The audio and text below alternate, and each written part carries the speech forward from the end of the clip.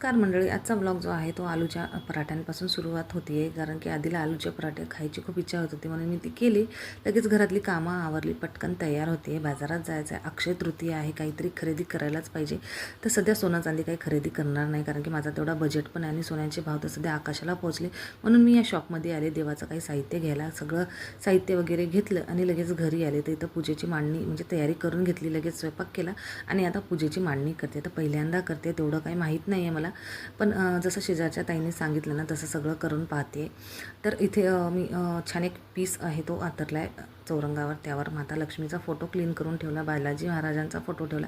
त्यानंतर राम दरबाराचा माझ्याकडे फोटो होता, जे की विष्णूंचीच रूप आहेत. तर माता लक्ष्मी आणि विष्णूच्या रूपाचीच आपल्याला आज पूजा करायची होती. आणि अक्षय तृतीया खरंच खूप खास दिवस असतो. या दिवशी आपण मनापासून माता लक्ष्मीकडे जे पण मागतो ते सगळं पूर्ण होतं असं म्हणतात. तर इथं छान असं अक्षत आणि हळद कुंकू वाहिल्यानंतर फुलांची माळ वगैरे करून घेतली, ती पण मी अर्पण केली. त्यानंतर वस्त्रमाळा, त्यानंतर एक कवडी आणि धनी हमखास आणायला पाहिजे अक्षय तृतीयेच्या दिवशी.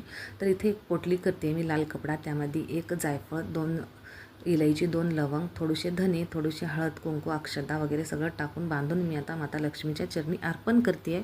आणि ही पोटली आपल्याला नेक्स्ट डे आपल्या कपाटात ठेवायची आहे. तर लगेच आरती पण करून घेतली आणि जशी जमली तशी पूजा करून घेते. काहीतरी यामध्ये चूक राहिली असेल तर तुम्ही मला कमेंट करून सांगू शकता. तर बघू शकता माझी पूजा एकदम छान दिसते आणि खूप प्रसन्न मला असं वाटत होतं. तर आता पूजा संपन्न झाली आहे. भेटूयात नेक्स्ट ब्लॉगमध्ये. Bye bye.